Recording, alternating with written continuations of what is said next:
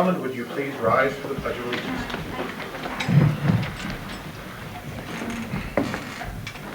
I pledge allegiance to the flag of the United States of America and to the republic for which it stands, one nation, under God, indivisible, with liberty and justice for all.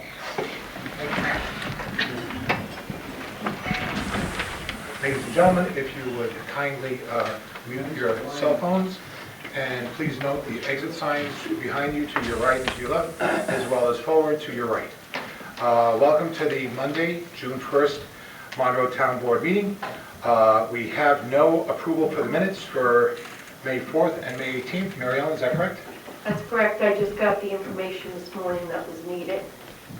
All right. I'm going to try to do this quickly, but not too quickly, and I'm going to be stepping out for a couple minutes to pick up some medication over at the pharmacy, so bear with me in case I get cold. But we have for the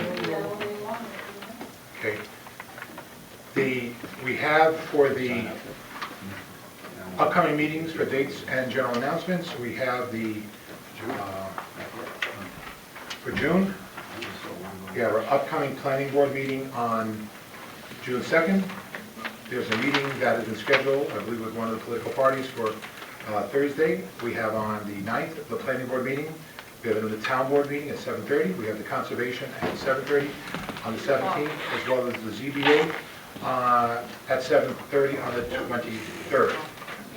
And just moving into the beginning of July, there are meetings for the town board. We'll meet on the 6th as well.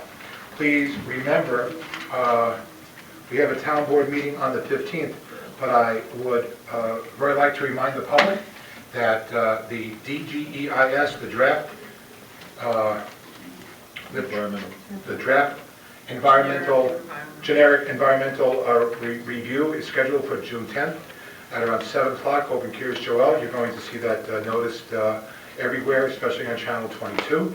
I am assuming that we will coordinate with Dial-A-Bus, those who would like to be there for that very, very important review process. You'll have a chance to be able to come and speak. You'll have, from that point on, 10 days, 12 days, Michael? 12 days or 10 days? I think they set it at June 22nd. 12 days from the public hearing to be able to make submissions in writing. You've probably heard that we are now beginning to read the DGEIS.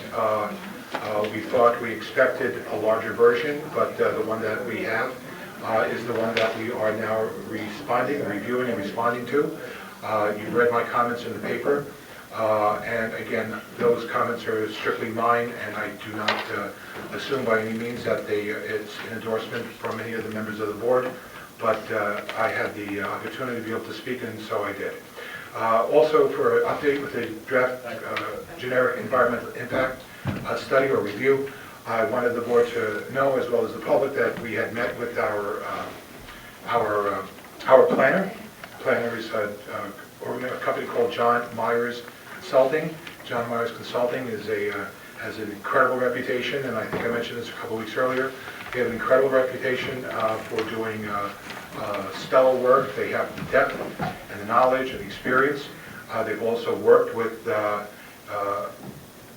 law firm, which is prominent in part of the DGEIS review. You'll be seeing them at attending that meeting. I made sure that there was some familiarity between both the planner that we hired as well as the attorney, because we want to make sure that everyone's comfortable with the input and the advice and the evaluations that John Myers Consulting has given us. The board felt that would be prudent, and we moved forward. We met last week for about 3.5 hours. In the process, I tried to show them as much as I can, and there's much more to show them. However, I also called the administrative head of Curious Joel, Gedalia Zagan, and I asked him if he would be if he would oppose or have a problem with us doing an inspection, not an inspection, just a walkthrough of the Curious Joel Orange County Sewer District Plant 1. He suggested all we need to do is just put a time in, and we're also waiting for a response back from the county to be able to do an inspection for Orange County Sewer District 1 over in the Harriman plant. And this would give an opportunity for the consulting company to look at both of those sewer plants. I have said repeatedly, without sewer, without water, there's not going to be any growth.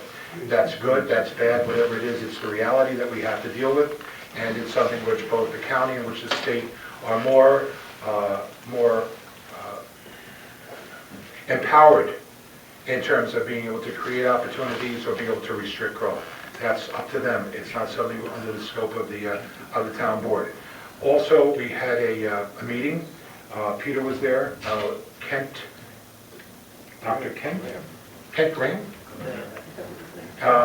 This is the gentleman who had met with some of the local leaders, as well as some of the Scoopus, as well as the county exec. This is a firm that was hired in addition to Chazen Company, a planner and engineering firm. They're from Rochester. I'll use the term think tank for want of better description. We met with them over at the theater, and we discussed quite candidly some of the issues between the 507, the secondary or subordinate one of 164, as well as all the different options, the amount of time that they project into the future, meaning Kiris Joel in terms of a 10-year span, and the different ideas that different issues that were in all likelihood going to come up in the evaluation in the parallel study that the county is proffering. So regarding this, and the reason I'm trying to do this in detail is I want the public to understand the importance of you going and attending that meeting. You'll look and hopefully you'll see government on our end as open and as transparent as imaginable, and we will have the planner there to be able to exercise the rights of the public, to be able to get information, to be able to have that information interpreted in a fair and accurate way. That being said, on unless the board would like to add something, and I apologize for the length of this, Highway Department has given us again the hours, the summer hours, and the summer hours are as follows. From May 18th to September 4th, Monday through Thursday from 6:30 in the morning to 3:30 in the afternoon, and on Friday from 6:30 in the morning to 10:30 a.m. So please, if you need some work done, please call them. If not, the supervisor's office or my cell phone, 500-0889. If there's something that needs to be addressed, then we can. We'll do whatever the call out would need. We had a problem a couple of days ago, and we wound up addressing it. And if we can, we will. We just need to make sure that we have the manpower for a call out during the summer hours. We have a nice news about the Town of Monroe Art and Civic Center. We had 3 movies at the soft opening, as we refer to it. We don't have the figures in. That will probably come in at the end of the month. We had 3 movies. One of the movies was I'll use the term blockbuster. That was Tomorrowland. It was a Disney movie. It grossed the most amount of money of any of the movies, but it was a very bad week performance-wise. We had 2 other movies that did not perform the way that we had hoped, but there are some other issues that the movie theater is up against, and we hope that the community will join hands in trying to make the Town of Monroe Art and Civic Center a place that everybody can enjoy, regardless of some of their differences. It still is a place where it should be able to showcase the things that we have in common, rather than act as a means of being able to foment discontent. We have for next week, we have this week playing Spy, which is a big blockbuster. I think it's 97 Rotten Tomatoes. I'm learning this terminology, Rotten Tomatoes, which means that it's well received by in the preview stage, as well as a nice movie called Five Flights Up, and a movie that we're going to be getting in. Oh, I think Mad Max. So even Mad Max has had 3 weeks already in. There's still some legs on that. We need to make sure that we keep revenues up and we reach that point of break even. We have from the Orange County News misleading notices and property deeds. I cannot speak about that. It is something which Andy Rabbit had brought up, but it's a concern that they have And this is the Orange County Clerk, Annie Rabbit, issues an important deed notice. Orange County Clerk is cautioning the property owners to watch for misleading notice. The notice looks like an invoice for $83 and states the company will provide evidence that the property was transferred to the homeowner's name. So please, it doesn't seem like a lot of money, $83, but first of all, it's your money, and second of all, somebody's trying to take it from you. So please try to be cautious if you have any kind of solicitation like that. We have for the boathouse revenue that we do have in for the 7 days that it was open, $1,875. We have a motion for a special resolution to, we have under special laws, we have a resolution to pay the bills. I'm sorry, we're on that. I see it. A resolution to pay the bills, we need a motion for it. I'll make a resolution that we pay the bills. We need a second. Second. Call the question. Aye. We have from the comptroller, Peter Martin, we have budgetary transfers and amendments. It's to lend the B fund, $70,000 from, I'm sorry, you're right, B fund balance, to SW14 Orchard Estates Water System. For those who are not aware, and for those from the from our Orchard Hills Estates water system, this is the one over by the water wheel, and we hope that that water wheel is going to stay there as things start to develop in that area. But that being said, it's in that approximate area, as well as there's an old water system there. And we've been, I'll use the term, fighting vigorously with the state and with everybody else that keeps pointing fingers in different directions to try to help these folks. And it all points back to us because at the end of the day, the town of Monroe is responsible. We're the stewards, what is the Temporary operator. temporary operator, and we have responsibility to them. And this transfer will help to fund part of the problem which they had a couple of weeks ago, and that's almost like a wholesale shutdown of their pump station. So over dramatizing it to an extent, but it's something which, if you live in an area, you realize that water has to flow, it has to be continuous. And they have been, over the years, they've been aggrieved in many ways through no fault of their own. But the $70,000 will allow us to be able to have operating money to secure what we need. And that's a loan. It's a loan from the B fund to the water district. And then theoretically due back by the end of the year. It is under state law. And along with that, we're still working on getting the status of that as a district, as a special district. And it's with the state comptroller. All right. Thank you. We need a motion for it?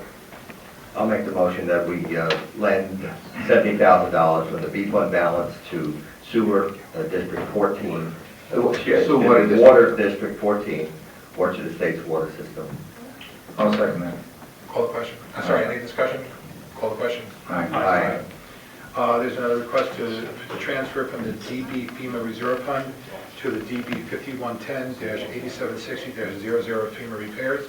This will allow for the payment of an invoice from TAM Enterprises for work on the electrical service over the Quickway. Going back, this is a couple of years already. During Hurricane Sandy? The telephone poles which run down Scunamunk, they collapsed. And as one collapsed, the next one did. It was quite like the domino theory, but with telephone poles. And at that time, we needed to have somebody come in to dig new holes because of the way that these poles had, the electrical poles had been snapped. And it was something which was systemic throughout the entire hurricane event. We have TAM was there, and we were trying to figure out how to see if anybody was going to take responsibility for this. Over the years, we've tried, and we have not been able to secure that. It seems as though it's in our town, it's our issue, and we have to make the change accordingly unless we decide to fight it. And I think Mike Donnelly would suggest that the cost of fighting it probably would exceed the cost of the, Michael?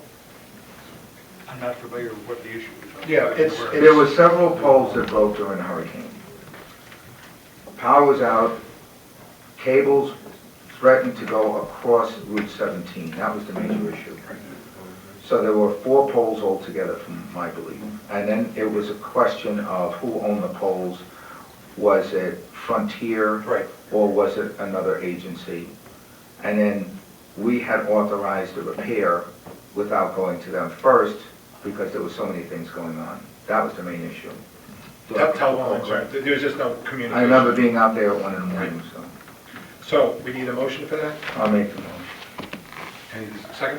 I'll second it. Any further discussion? No, this is money that's coming from FEMA, so we're being reimbursed, right? Out of the Out of the FEMA fund. reimbursement. Right. Peter, am I correct that if we didn't do this, the money would have to be returned? It's not a FEMA project, it should have been. No, there is some money we collected from FEMA for projects that were completed. Yes, I understand. That money which we collect for projects that are completed is reimbursement to the town. If FEMA gives you money and you have projects on the list, but you haven't completed the projects yet, there's the chance that if you don't get them done, FEMA comes back and they'll take the money back. So we have 2 types of projects in the town. Money that was reimbursed, which is what we're taking this from, and money that we're holding because we have to make sure that all of the work is done before we touch the money. Right. So, Okay. that being said, did you vote? We didn't have not voted yet, no. Any further discussion? How much is this one? 4,200. 42. Yeah, the decision was made on the spot to call Tam in and have them do it. And so pretty much we guarantee, don't worry, you'll get paid. And now it's 4 years later, Right. and we've explored every avenue of getting it done, getting it paid some other way. And this is probably the best way to do it, and it's coming from FEMA reserves, so I'll vote for it. Any further discussion? If not, call the question. All right. Aye. Aye. Okay. We have another transfer request. Transfer $15,000 from A000-1990-0000-00, A fund contingency to public safety events, A00-3010-4500-03, for security expenses not anticipated in the 2015 budget. Some of this expense should be reimbursable from the insurance carrier. I believe this in particular is for the gentleman downstairs. We have somebody that has been, since the closure of the town hall, as a form of business interruption, we have a security downstairs. That is reimbursable under the terms and conditions of our insurance policy. But I'm assuming that Peter is asking for the money so that to keep everything balanced out. Correct. All right. And gentlemen, I know that I've sent a couple of emails on this to you regarding the request that we made from the 2 NYMER concerning this reimbursement, and we're still waiting word. We've gotten money back from all the other things that we've submitted, but we don't have the letter of agreement for this particular one. But we see no reason because they've said yes. Okay? John, you need a motion for it? Yeah, I'll make a motion, we transfer $15,000 from A fund contingency to public safety events. Second? Second. Any discussion? Call the question. Aye.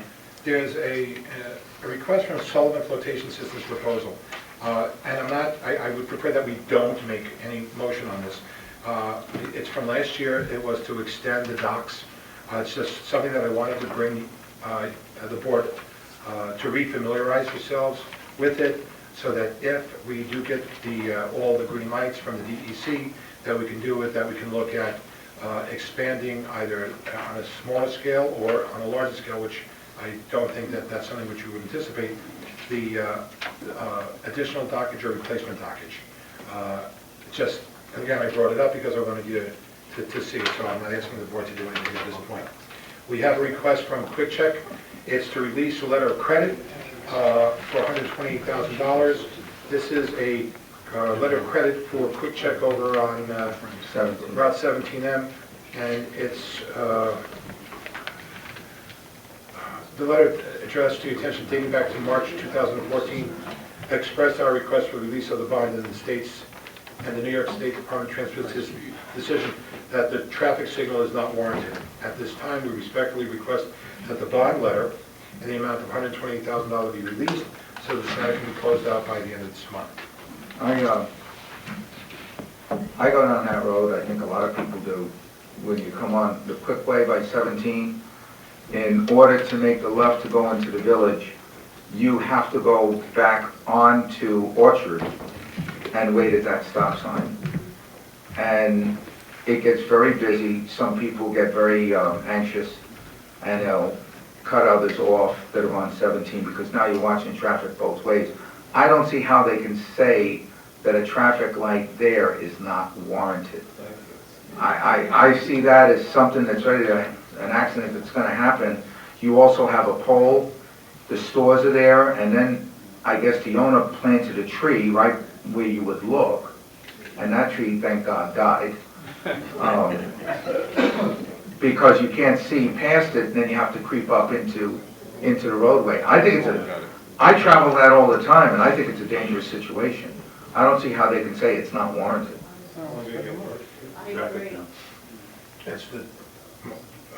It's the state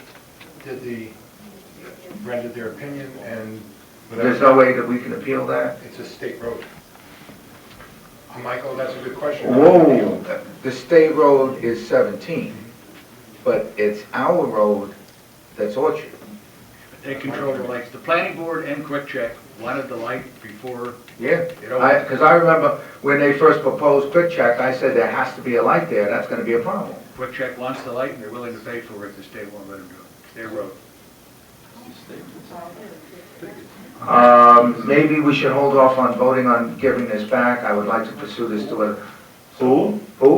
Well, we have state representatives, and maybe we should ask the state representatives to put a little pressure on them. But Rick, I think it's a good idea to pursue the state. I'm not so sure it's fair to hold Quick Check's money because they're willing to build the light. It's been there. Once you give the money, well, we're just delaying it just a little bit. If we've held it this long, I think a couple of months won't hurt them. Once you give the money back, it's going to be hard as hell to get it.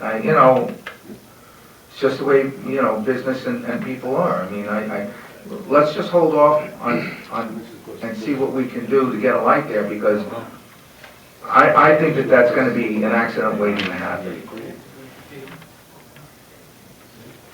Wait, what's the process that you would follow to try to get the state to change this decision? Are you asking, is that a rhetorical question? Yeah, who would you speak with? I would speak to our elected state officials. I think Mr. Larkin would look into this for us. I don't think he would have a problem. Bravenette would look into it. James will look into it. Mr. Scofis will look into it. I'm sure that we can get some support. I have no problem if that's what you would like. I just, here's the problem. The state comes up with this formula, and if it's 2 or 3 cars short, they say no light. A lot of people are using Quick Check, and I've seen some very close calls at that corner. Rick, the state of New York has also come up with DEC regulations that totally suck, all right? In all fairness, we have an annexation here that we're in, the mess that we're in because the DEC in New York State has saddled us with responsibilities that they should be responsible for.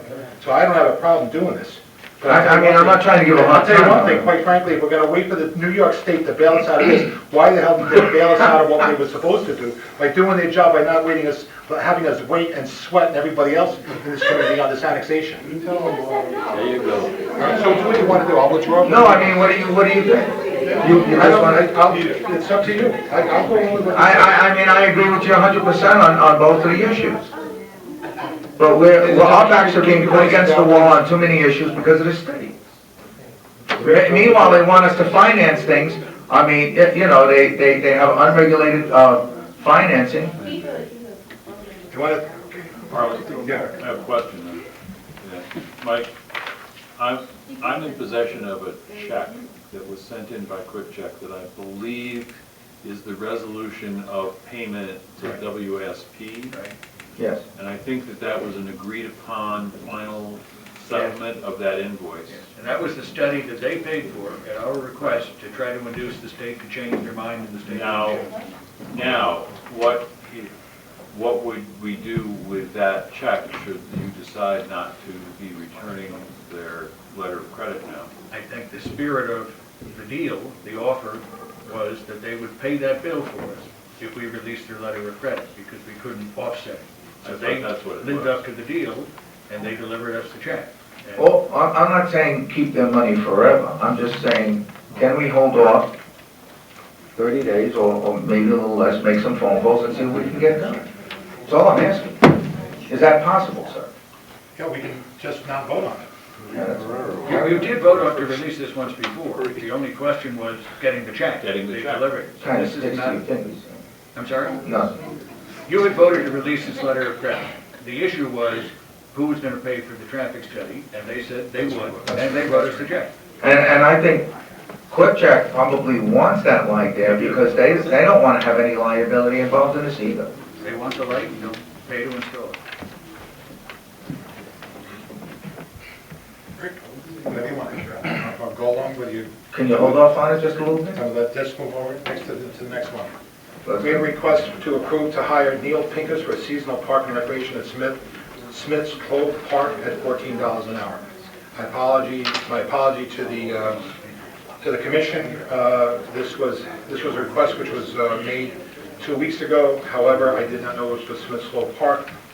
Just so for the record, even though we wind up doing the approval, technically, the Smith Clove Park really does the hiring. So it's their hire, in my opinion, no ifs, ands, or buts.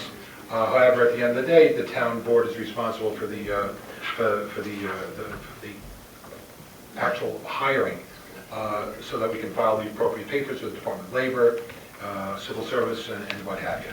So this is a request from the Smith's Clove Parks Commission to hire Neil Pincus as a seasonal park I'll make the motion. recreation at $14 an hour. I made the motion. No, second. Any discussion? No, it's the parks, they need him, they told us they need to hire him, and we're following what their plan is. Okay, we'll call the question. Aye. All right. John, I'm going to need help with this. This is from the town of Monroe Highway Road submitted for board approval. This is the reference 284 highway law, the road submitted for board approval. This is the copy of the prescribed work for the summer. Peter? If I may, this is the highway superintendent's justification for the repair budget. So it comes under the highway law 284, it's called the 284 agreement. They're a little late on getting this together. There were some changes made along the way, but you finally have it in front of you, and it's approving this budget, which stands between them being able to do any work or not, because, approving this list, because without your approval of this, they can't move forward with permanent road repairs. Peter, am I correct? And Council, please correct me if I'm wrong, that this 284 is the first time that we've enacted it, and it's something which is a really big step for us, because many communities throughout New York State have this, they're supposed to subscribe to it, but they don't. Michael?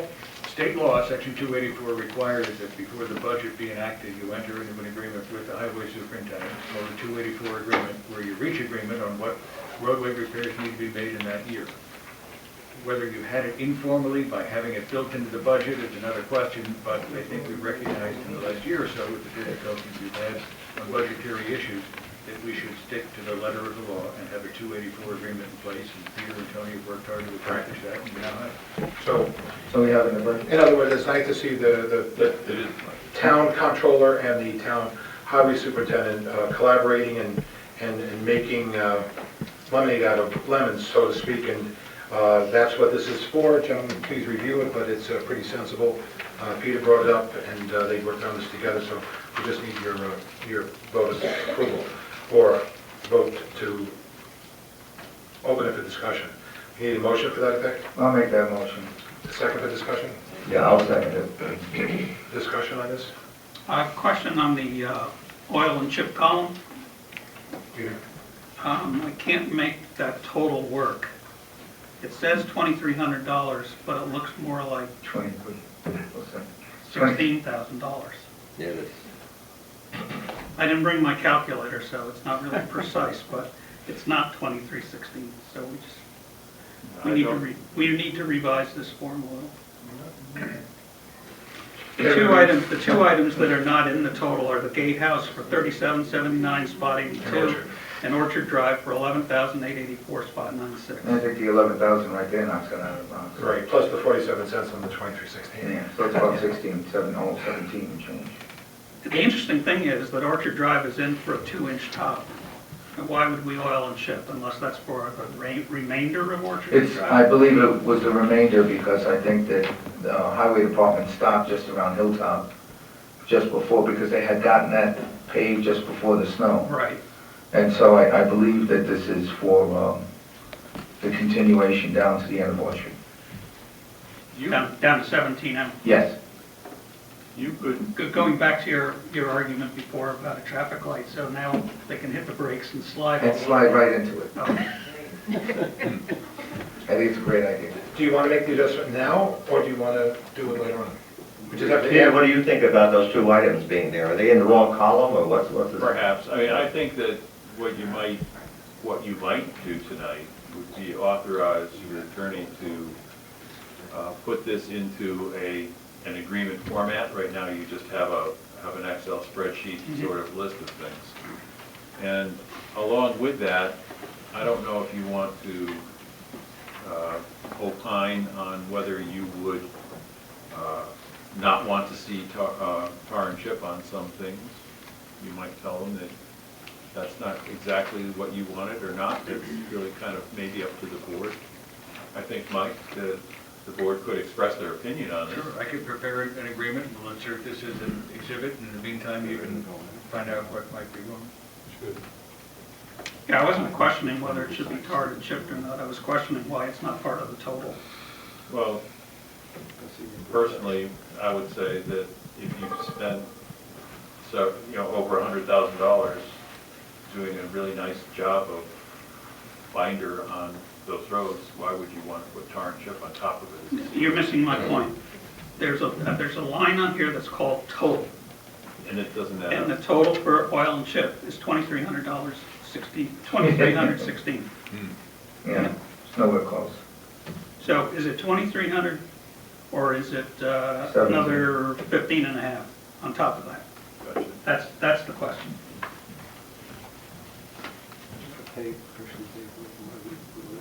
And if it's 15 and a half on top of that, then the 541.5 is not correct, presumably. And let me look at 5110. I think the You first want column 10, reclaim is 40. maybe off too. Yeah, the budget is 541,500, so, That's permanent road improvement. correct.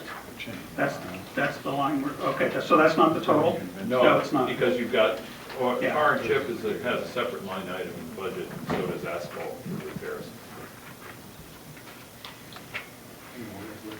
Okay, now I'm totally confused. Yeah, no, I think this Excel spreadsheet got Yeah, compressed. this spreadsheet is I think like, it's pushed some columns together that don't belong together. So That was presented from the highway department. Yeah, so we can go forward with the attorney drawing something up, get this straightened out, something that, we could look at and understand.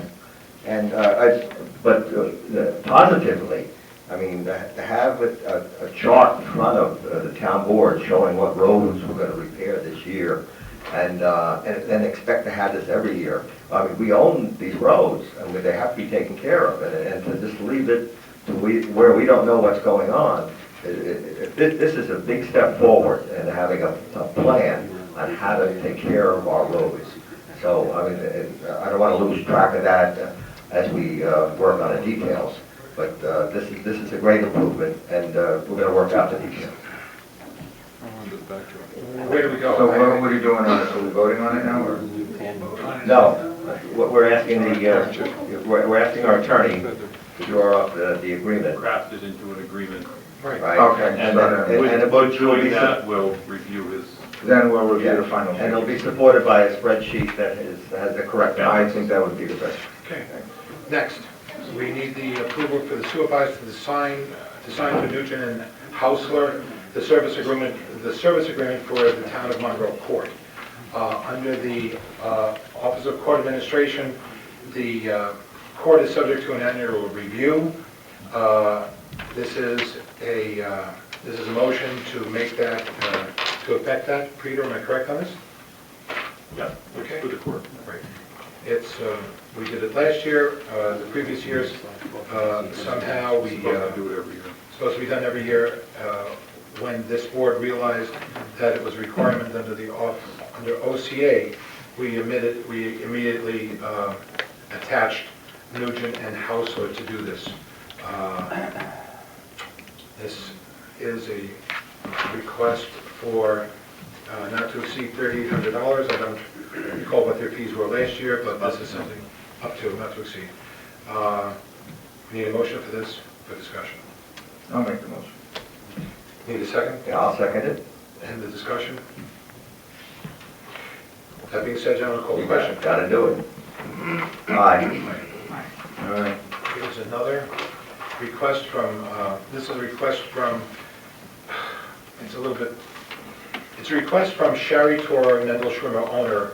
It's a request for the school, the parochial school, which is on Larkin Drive.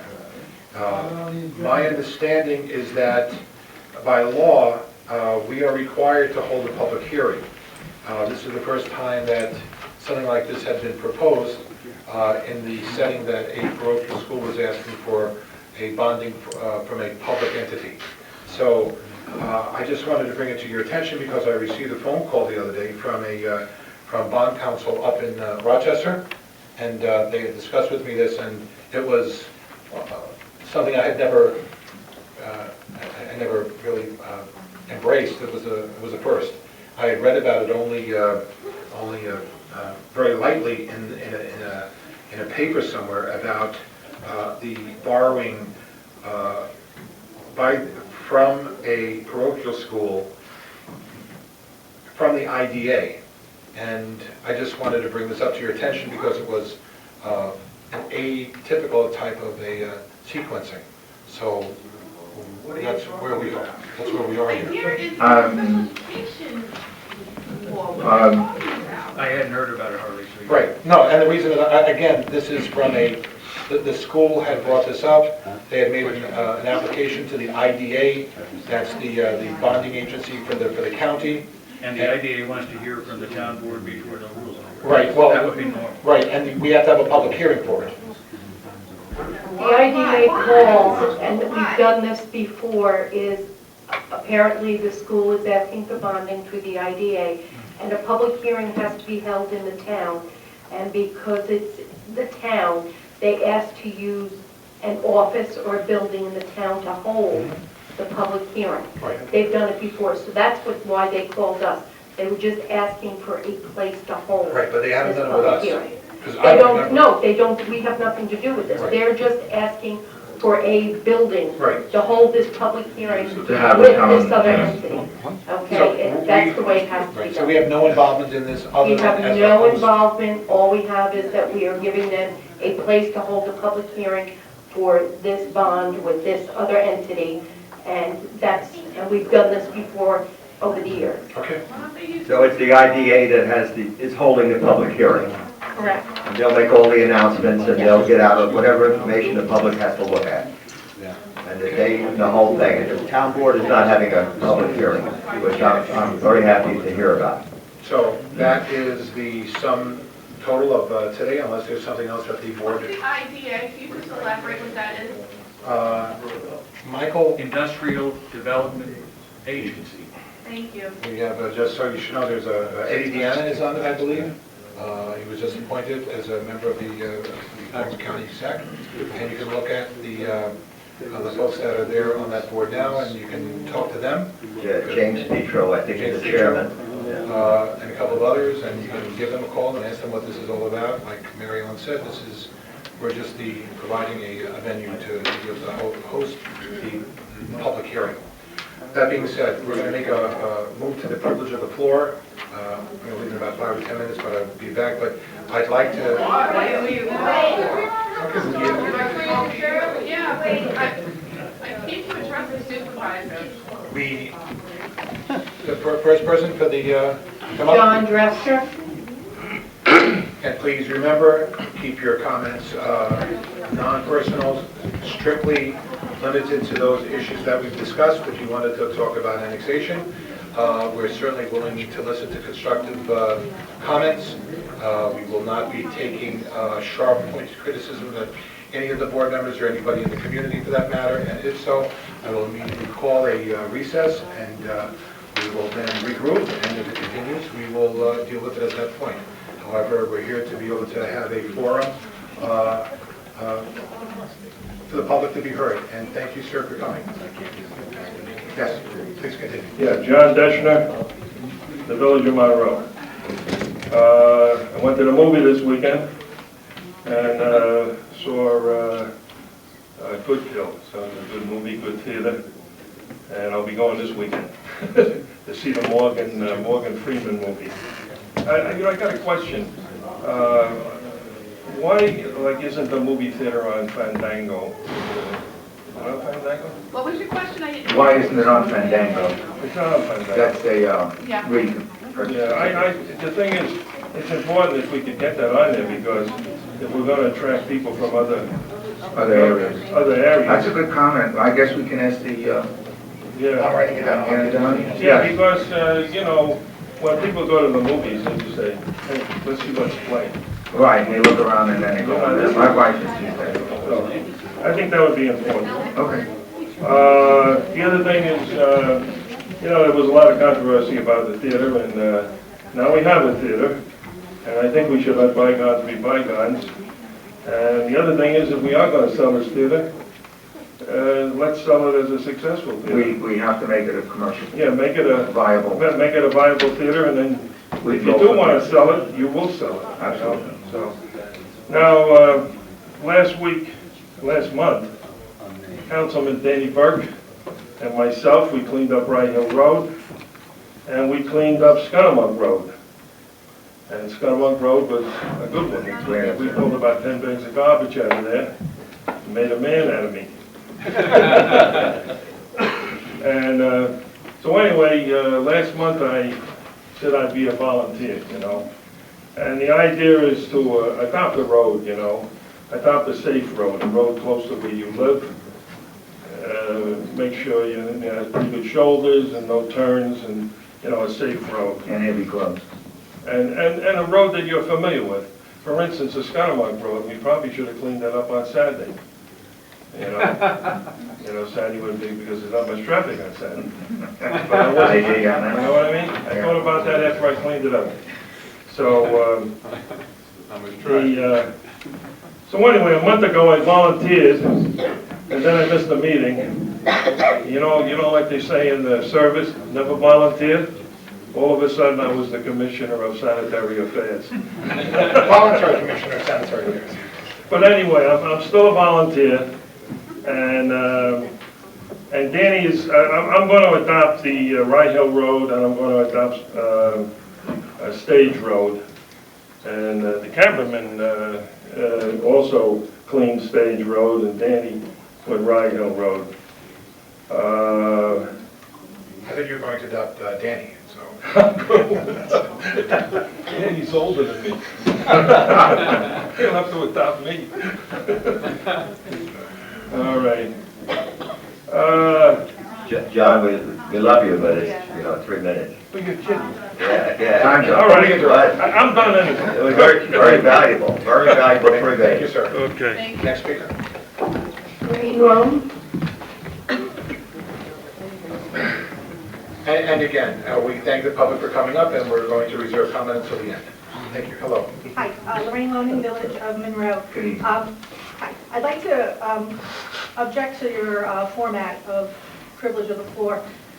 Tonight, it didn't really matter much, but I object that we were only allowed to speak to things on the agenda, but most of the time you would enact or vote on stuff before you could hear from us, and it would be a pretty much futile, endeavor. But you didn't vote on the docs tonight, so I left out. I saw your proposal, and I do have some questions. I live pretty close to Round Lake, and I've passed that facility many times during the week. And I'm guessing these 21 feet of docks would be to expand your regatta. I'm not sure that we need that, frankly. I pass there frequently, and it doesn't seem like all the equipment's out most of the time. So to me, it wouldn't indicate that we need more equipment.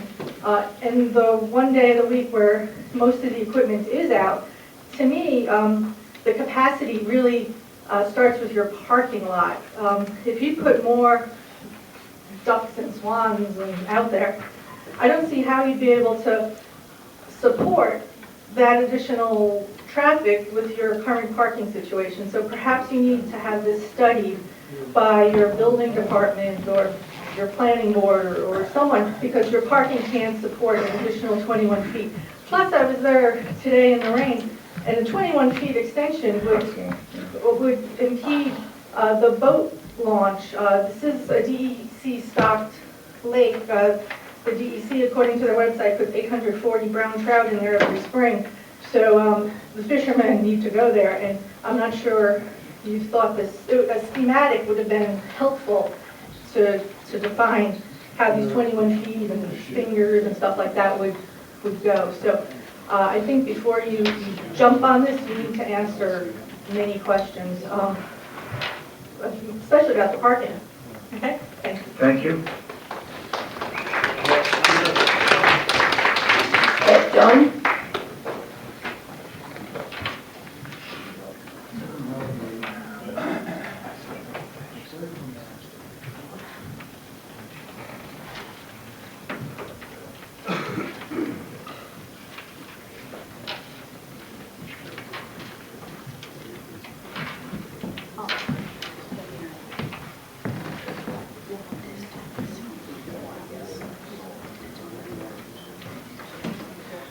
Good evening. Name's Edward Dunn. I'm a lifetime resident of town of Monroe. This is my second trip here about this problem I'm having. I have an excessive amount of salt in my well water, okay?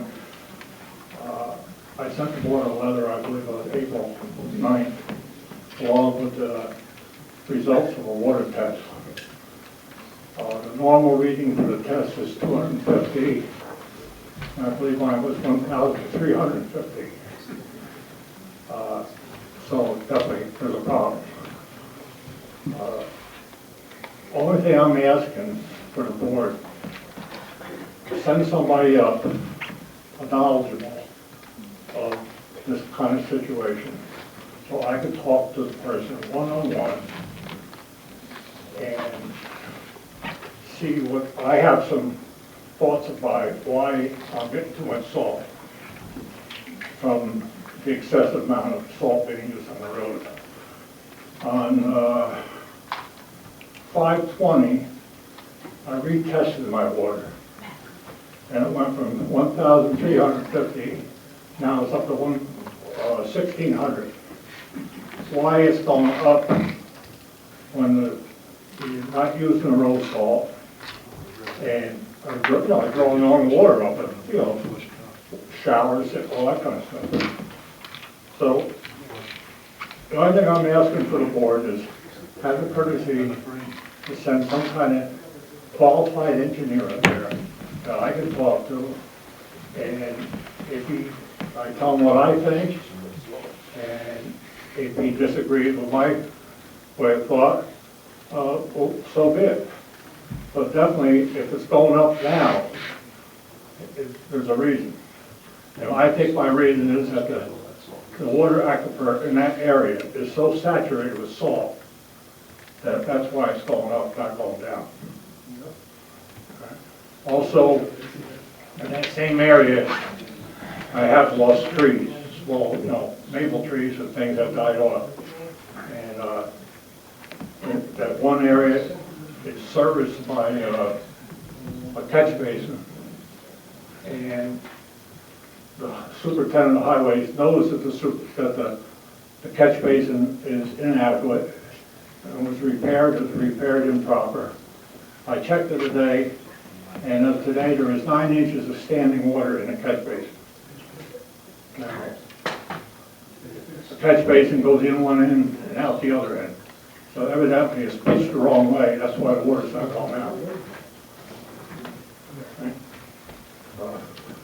I'm not asking for any miracles tonight or anything, just have somebody get to me in the near future, make an appointment, and so I can talk to this person. I think Mr. Coleman at the last meeting suggested that using the people you use for your water system. Mr. Sherry, Mr. Jack Sherry. Right, right. I think he would, can we use Jack Sherry on there? I don't know if there's a conflict there because he's an employee of the town, if you wanted to get somebody in the... No, he's not an employee of the town, I'm sorry. he's a vendor. He's a vendor of the town. Yeah, but even still, Michael? I think that might be an advantage. You could use Mark Edsel or Tom Cusack or Jack. Charlie? I don't care who it is, as long as they have the qualifications to do Well, I what mean- I'm asking them to do. we're paying Jack enough, let Jack go up there and take a look, see. Well, we can use Cusack. I mean, he's as good as you get in the It's been business. going on since April 9th. Again, the board will make a decision right now to I'll do find it. somebody by now. This is done, we'll make a decision right now to do it, if that's okay. Yeah. Gentlemen, Sure. do you mind interrupting the No. process and make a motion to... I don't think we have to make a motion. We all agree. What's the motion? Just to hire Cusack as to do... You've used him in the past. What? You have had Tom do these. Yeah. What, So we'll just agree on that, just send him Okay. Mr. Cusack, what is his, He's a hydrogeologist. I just like, tell them what's going on, because it's all rock ledge up there. I'm sure that the water is following the seams in the rock ledge right at the bottom. I'll call him tomorrow and I'll get him on. If the board says yes, you've got your hydrogeologist. And I like your theory. Dennis was out there and spoke with you. I was out And there. I appreciate you two gentlemen coming. And you showed us the culvert, and if there's 9 inches of standing water, and it's been filling with salt all winter, it's probably 9 inches of salty water, and that's leaking into your Right, yes, your back well. up, right, All right, so right. we'll get an expert on it. All right. Okay, That's all we'll I'm do gonna that. All right, Okay, thank you. thank you. Next call, thank you, sir. Matt Hollinger?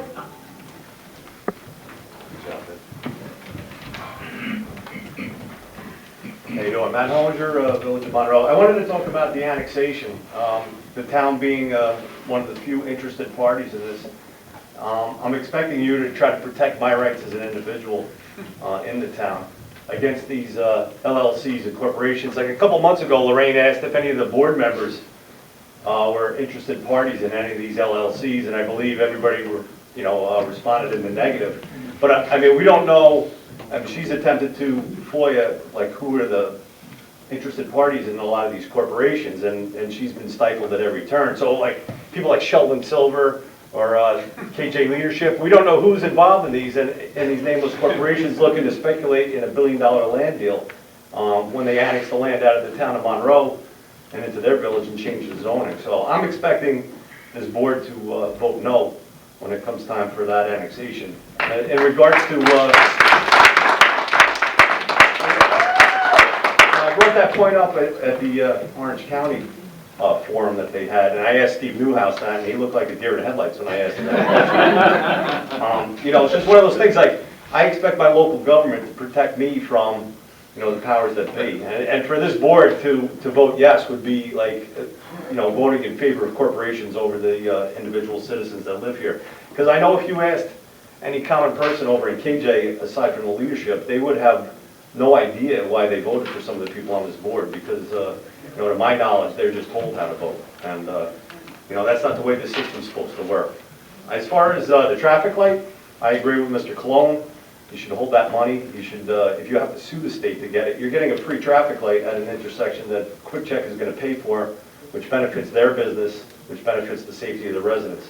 I can't see why that would be something that you would want to turn down.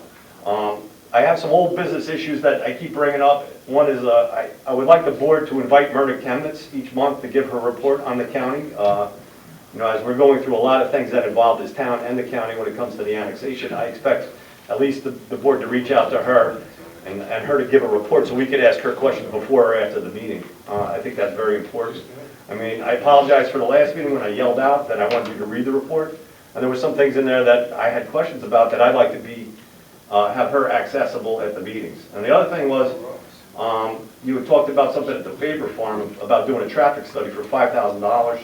I wonder if that has been done in regards to doing a project that was a soccer field. And I had said maybe you could reach out to the school board and keep the property remaining a municipal property and do something with the school board. I wonder if anybody had reached out to them. So I'm just trying to follow up on a few things.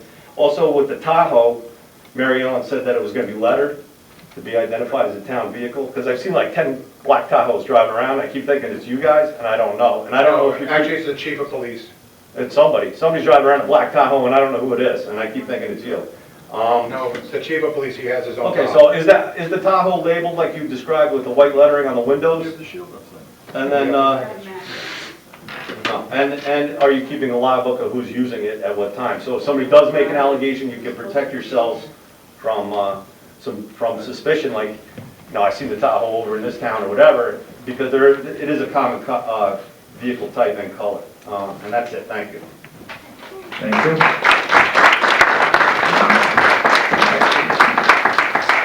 Veronica Connolly?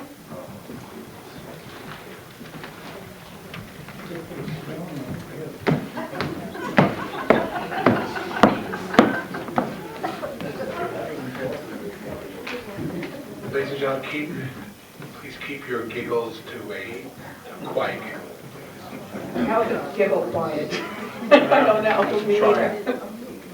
Anyway, thank you. Good evening.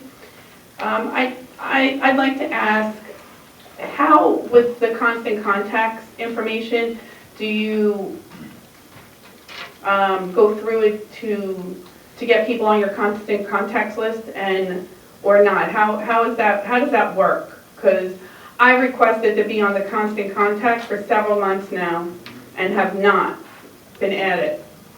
But my husband has been added. He applied, and I find that to be a little suspicious, Mr. Doles, is why that has occurred.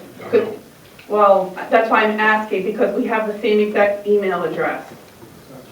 And I also noticed, you know, you guys were in an exchange over the weekend. My husband had asked a few questions in regards to the theater. And what I find a little bit suspicious, not suspicious, but a little disconcerting when I was reading through the emails, is that you use the name of a minor to address town information and you know, questions that he had proposed to you. Why would you do that? Well, I think I'm going to hold off answering questions later. Okay. As a person that works with children and minors, I find it very grossly inappropriate for you to be using... We're going to stop. You're getting into my personal life. But you're using your personal life, and I didn't mention who the minor was, sir. You just did, not me. We're going to stop. Go on to something else, please. No, this... Okay, George, we're going to take a 5-minute recess. Why? If you're going to say that it's because I'm not going on things on the agenda, you just let now 3 that or we're 4... on camera, now I will discuss it. Why? One of my emails, on occasion, gets with one of my kids' emails, for whatever reason. That's inappropriate. Well, you know what? It happens, and I answered your husband back. I So you can understand say, that, but it's now, is it extremely I inappropriate. answered your husband back? Let me read the email, so that you can... do you have any objection to me reading the email? Do you have any objection to me reading the email that I sent?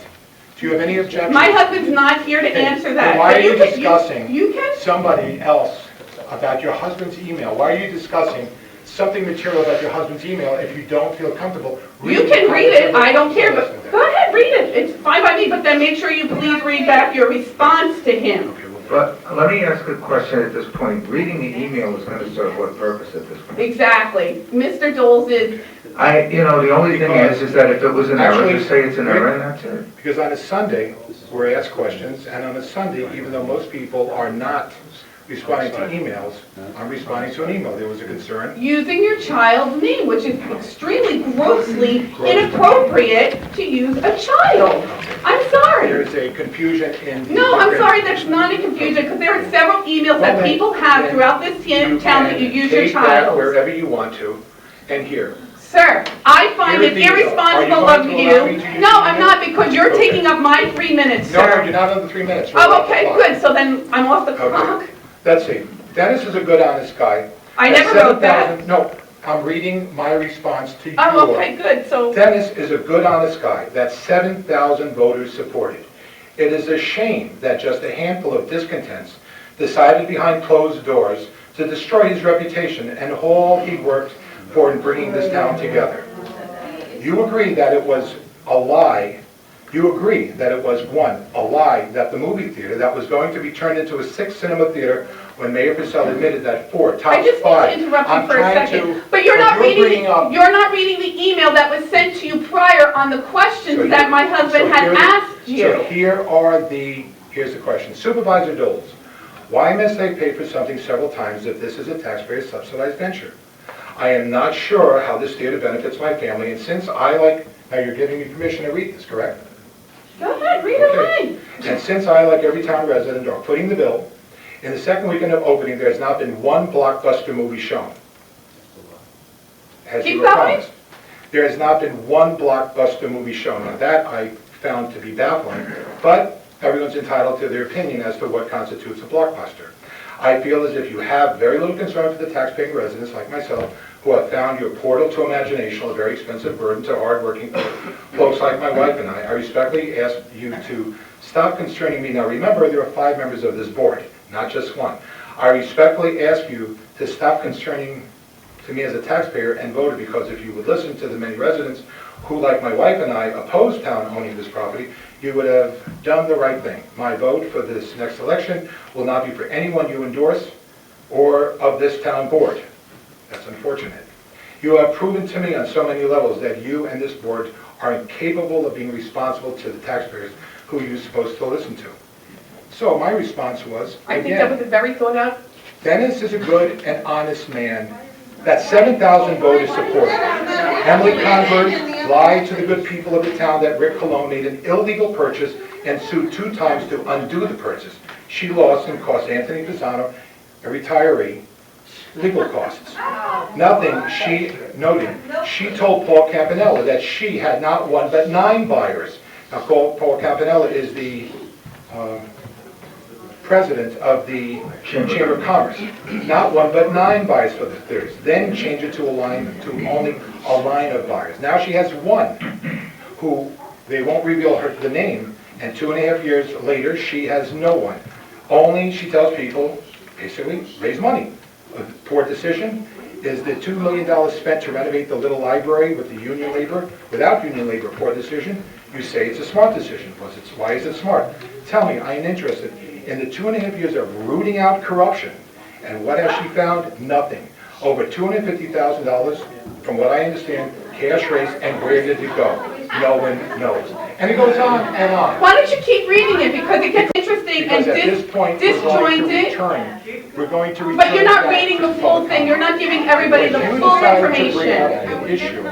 Right. This is where we stand. Right, and you... So anyway, go to government recreational cultural facility. This actually, excuse me, Keep going. either we can wind up keeping our voices down, or we can take another recess for a little bit of time. We're not on the camera, are we?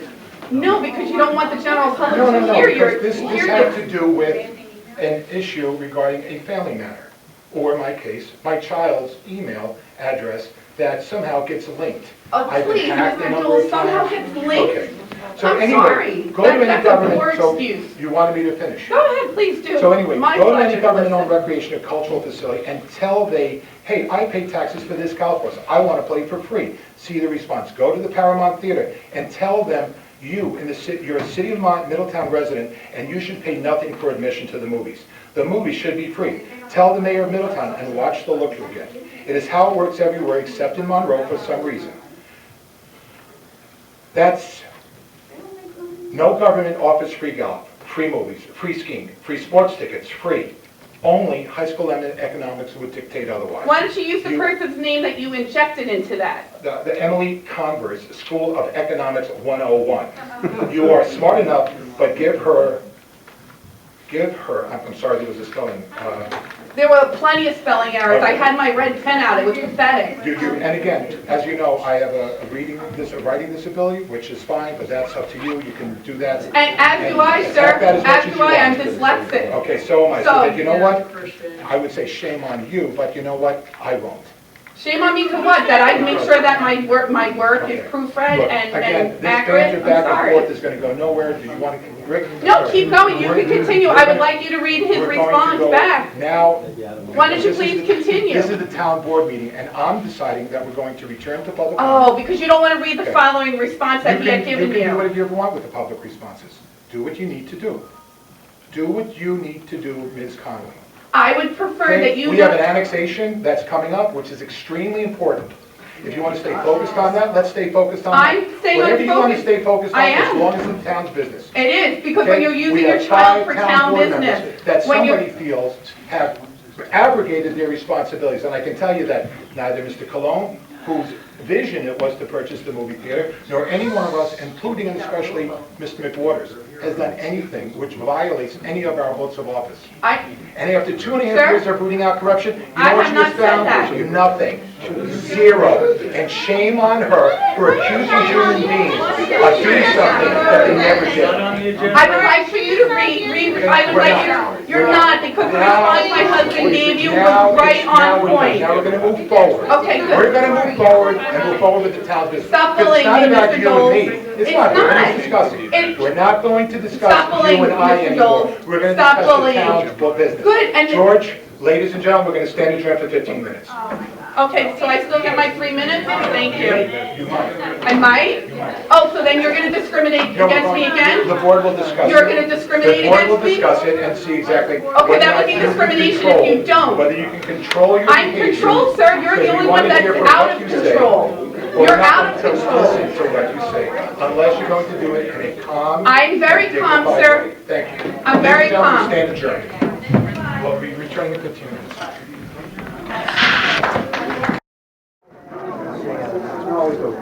Ladies and gentlemen, we're returning to the town meeting of June 1st. We got a divorce. We have a resident, Veronica Conley, speaking. Ms. Conley. Thank you. So I would like to ask that for future emails that Mr. Dole, that you be a little more diligent in not using minor children to address town business, because it's not really appropriate to do such a thing. I would hope that the board would agree that that would be an inappropriate act to use children to address town business. It's not an appropriate thing, especially for someone that... Yeah, it was a mistake. And you know, it was a mistake, and I can see how this generated, and I will formally write a report to my board about it. Thank you. Okay, very good, thank you. And I would like for, maybe again, for you to address on how the constant contact information is dispersed, considering, like I had mentioned previously, I had for numerous months requested it under my own name to be added to the constant contact list, but it never came. My husband then applied for it using the same exact email address, and the next day I started getting the constant contact information. So I find it a little suspect that I was eliminated or not even included on that, and my husband was. So I think maybe you could do a little better job of... We'll research that as well. Okay, great, thanks. Love how on top of things you're being, Mr. Dole. That's fantastic. Thank you. That's what we have our town board for. Thank you very much. Okay. I interrupted you. my No, but hey, it's all good. And I would appreciate that if you're going to read emails that are sent to you officially, that you do not cut the camera off so that the general public can get the full image of what you're trying to do to citizens Now like we're me. going off the agenda. Let's get back on the agenda, or we're going to stay on the agenda. This isn't an issue about emails, this is an issue simply about issues that are on the agenda. Okay. And as they relate to the town's business. Okay, so then, if that's the fact, sir, I will then have to bring out that previous speakers prior to me did not speak about anything that was on the agenda. So I now have the liberty to speak about things that are not on the agenda because you permitted it prior to me speaking. Again, Michael, I would think that would be something Michael, Mr. Donnelly could I'm going to answer. ask Mr. Donnelly, we're trying to stay on the agenda here. Is there a reason why we need to continue this? Your rules are that public comment is for agenda items only. I think what Ms. Connolly is saying, that if there is a pattern of allowing some speakers to go beyond the agenda and a restriction on other speakers going beyond the agenda, that at some level, if it's pervasive enough and clearly discriminatory, then that person has the right to address non-agenda items. We would agree. I don't think that that's what's happening here tonight. Sir, I would No, have sir, to completely excuse me. disagree. Please direct your comments. Okay, to good, then chair. I We are at this wholeheartedly point- disagree with We are at that. this point where, let's get on track.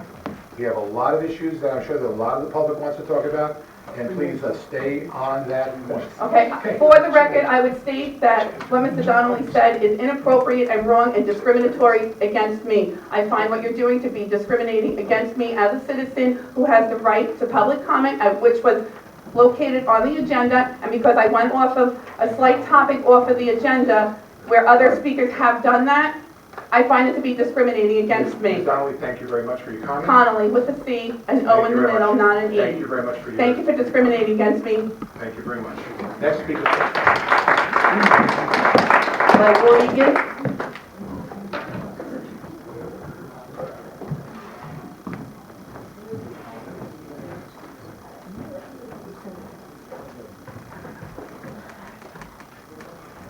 So I want to talk about the movie theater. I won't belabor it, but I'll just remind you that beginning in November, this board promised the, in public meetings and the public, that it wouldn't spend any money to operate the theater before it presented a budget and before it got consent from the public. And in fact, it didn't budget any money. And then immediately after making that commitment in November to me, the board began spending thousands, tens of thousands of dollars without regard to the public, without regard to its promise.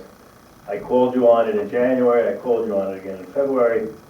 That seemed to motivate you to spend more money, such that you spent well over $100,000 without regard to any of your commitments or any of your constituents. So then, in the first week of April, well after the fact, when the horse was out of the barn, a set of numbers was presented that was called the budget for the theater. It was a bit of a shell game in that it only actually encompassed 3 of the 6 theaters, and so it was really for half of the building, and it was incomplete. That night, numerous errors were pointed out. A commitment was made to a group of us in public here to get together, to go over those numbers, get it fixed. I immediately followed up with Mr. Martin. Never heard another word. Mr. McWaters made a request that night for a group of citizens to be put together, of interested citizens, including Mr. Martin himself, I believe me, I think Roy Kelmis, who would then look at the financial performance of the theater once it got operating. So I may be, this may be a rhetorical question, but my question to you guys is, are you going to live up to that commitment, or is that going to follow all of the other promises that were made and be trashed and hopefully just forgotten? So I look forward to your response. Thank you.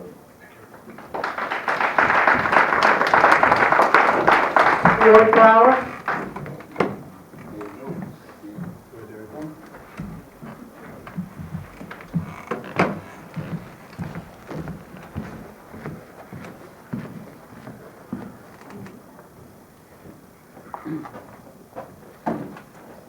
Ward Borough, private citizen, and a member of the Conservation Commission. And since there's no guitar accompaniment, I can't sing.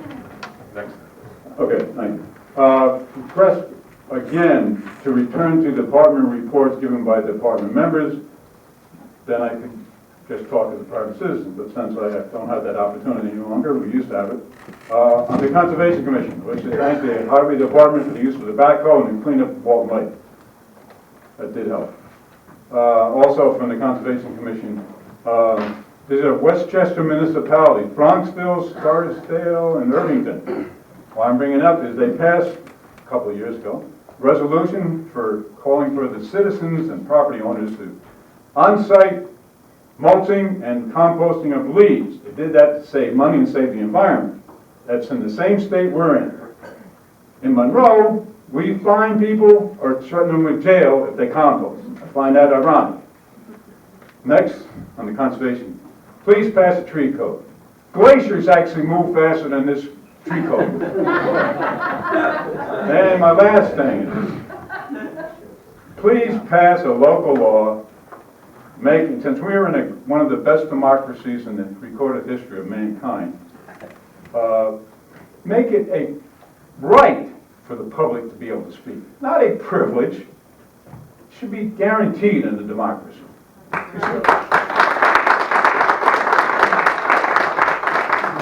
We also should not restrict it to items on the agenda. It should be restricted to items that concern the town, and that's it. Thank you.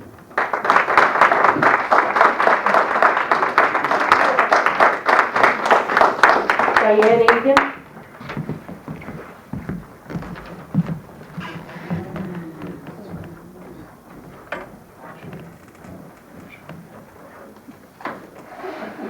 Good evening, gentlemen. Diane Egan, Town of Monroe, Round Lake Park resident. The agenda item I'm speaking about is the one that was from Sullivan Flotation Systems, the proposal, which was to spend an additional $10,000 on a docking system, which has been described by other speakers. All last summer, we were constantly being informed by the town board and the supervisor of the revenues as they were coming in about the boathouse. Turns out, at the end of the last meeting, it was finally revealed that it is indeed a revenue loser. Then it was announced, I think, $3,000 in the whole. I think it's more to the tune of $9,000 once you include the insurance. That's what we've been told at the last town board meeting. Why on earth would you consider expanding the operation when it's losing money already? It just baffles me that you would want to now expand that operation to maybe lose more money. I don't know where the demand is coming from to have a bigger dock. I don't think it's coming from most of the town residents. As a Round Lake Park resident, for 30 years I've been enjoying the pristine Round Lake. My children grew up there. We watched kayaks, we watched rowboats, we see fishermen. I don't know whose idea it was to put in big plastic orange rubber duckies instead of kayaks, rowboats, and other things that are sticking around a bit more. So I'm asking the town board, number one, I think those garish-looking things belong more in an environment maybe down by the mill pond or whatever. They don't belong on Round Lake. Round Lake always has been DEC fish stocked, DEC regulated, no motorized vehicles on it. It just doesn't belong. And I sure hope that you will keep the character of Round Lake in mind, not expand and then waste more of the taxpayers' money on a losing proposal. Thank you.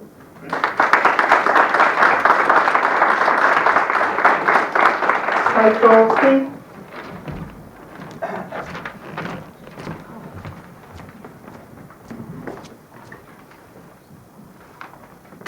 Good evening, Mike Goldstein, resident of the village and the town. I would like to thank the supervisor for providing a bus to get people to the June 10th meeting in Curious Joel. It will save a lot of problems because there's very limited parking there.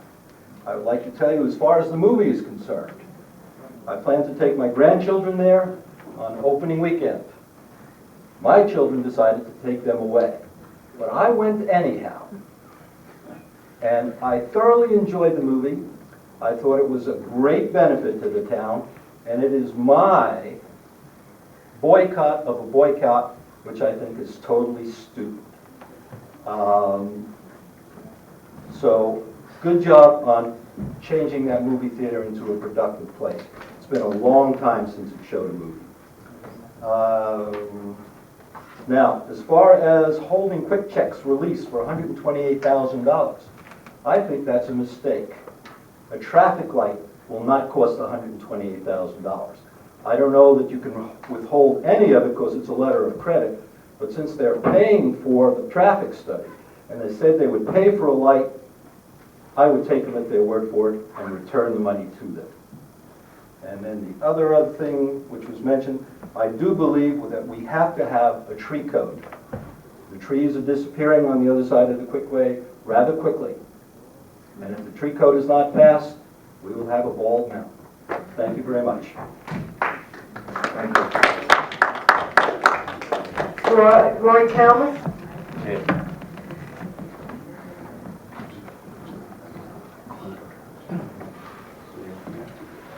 Good evening, everybody. The first thing I would just like to bring up, I know it's not on the agenda, but I've asked it about 3 or 4 times at previous meetings.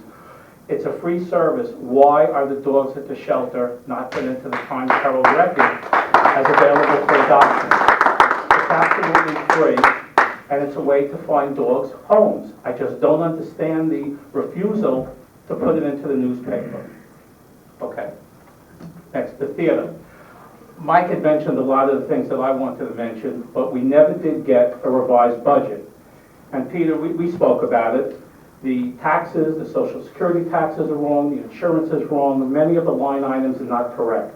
And there are substantial differences, and it really needs to be rectified going forward. In addition to that, I have clients who are involved in the movie theater industry, and I got these numbers from them.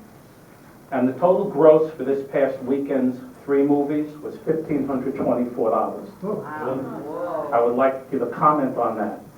Because if that's the case, and that's what you're going to take in approximately every weekend, and let's remember Sunday was a disastrous day weather-wise, and if that's the case, you're going to generate about $75,000 a year in revenue from the movie theater. That's not going to cut it. Hard enough to make movies successful with 6 theaters, let alone 3. What are you going to do about the other 3 theaters? The last thing I want to mention about the movie theater, I read that Blanca Johnson was the manager of the movie theater. If I'm not mistaken, she also manages the boats, Round Lake, the Swans, and the Ducks. How can she have 2 jobs at the same time when you can't be at 2 places at once?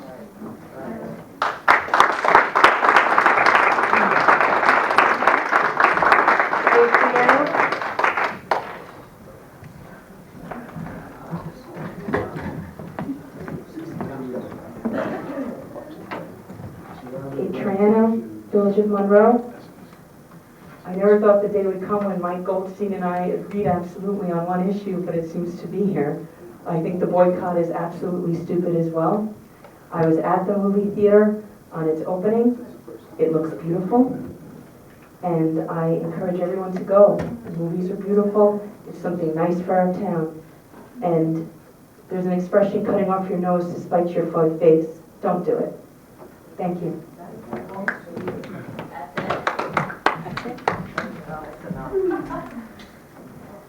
Stephen Gorski.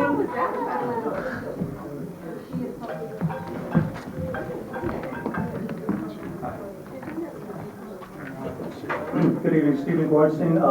I wrote something to address the favorite farm park development issue and the overall issue of land use in the town of Monroe. I've been a resident for 68 years of Monroe, mostly as a seasonal resident, the last 14 years as a full-time resident. The idea for more soccer and baseball fields seems like a good idea for the moment, but preserving a relatively untouched piece of land is ultimately more important. The park contains a beautiful rolling field, woods, an old iron line, a pond, stream, reservoir shorelines with beautiful views, and a relatively quiet space to be used by the community. School kids with their families, seniors, and all members of the town could greatly use more open space to enjoy and encounter the daily hectic rush of life that we all experience. The Monbassia baseball and soccer fields seem to be empty and unused much of the time. Obviously, the kids are in school. Why destroy a natural environment for a limited use proposal? Why not take advantage of the trail enhancement monies that you spoke about and boost the park's appeal and usability? It is hard to accomplish both sports fields and nature trails. Once there are fences, signs, and parking lots, things just are not the same. The park is currently home to several dozen deer, a family of bears, raccoons, and other types of animals. Just where are they going to go? Partnering the natural park with a high school-involved science ecology program and garden is also a great idea, as proposed by Matt Honinger. Have the kids learn by experience, gardening, plant care, and other ecologically based projects and studies. Have them maintain the trails as Boy Scouts have done for years. Much of this needs to be considered by the current Town of Monroe Board before they spend money on engineers, bulldozers, and trucks to rearrange the environment. The board needs to take into account their position, role, and responsibility in protecting both the natural environment and the entire Monroe community for sustainable natural life into the future. It is incumbent upon them to be stewards of our environment. Much of this conversation also, not so much by coincidence, applies to the current annexation issue facing the Monroe Town Board and the entire Monroe community. Monroe, as we all know, is growing and developing much too quickly. Former dairy farms and open woodland are all being destroyed in the name of progress. Some of this is an unavoidable product of urban sprawl and population growth and relocation. Let the community of KJ grow in a fair and controlled manner. The leaders of the town and the leaders of KJ need to realize their responsibility to the future of our earth by making appropriate decisions concerning the destruction of the environment. Keep the favorite farm park as it is. Let those kids who would have played soccer or baseball in those fields come back during their college years and for years after, if conditions still make Monroe a place where they would like to return. Leave Favorite Farm Park as a natural resource. Monroe does not have much open space left. Be responsible to the future and our once lovely, warm, and beckoning Monroe environment. Don't let an area once known proudly as the Lakes region now be known as the urban sprawl region. Thank you. Thank you.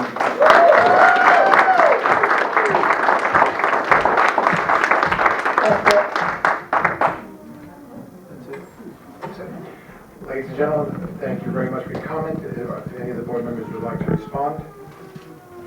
You know what? You want to give us a couple minutes to put it together? No, I just made a comment real quick. There were a few comments about the theater, both positive and not so positive. I get that.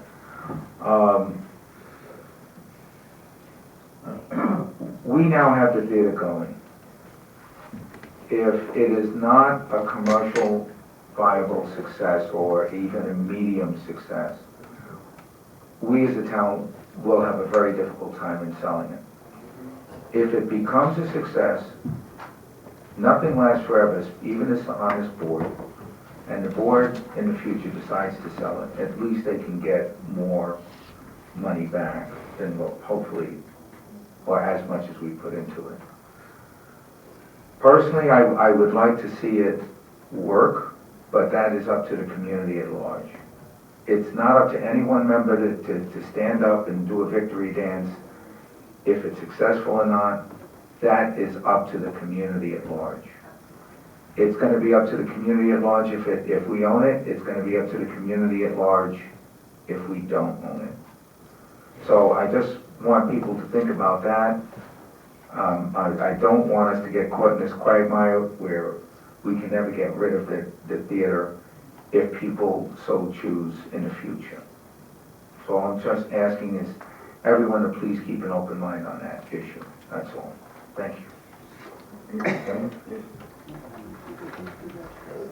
A couple of things regarding Mr. Brower. You're quite right. The composting is something which we've spoken about I agree, it's a question of government doing it rather than talking about it.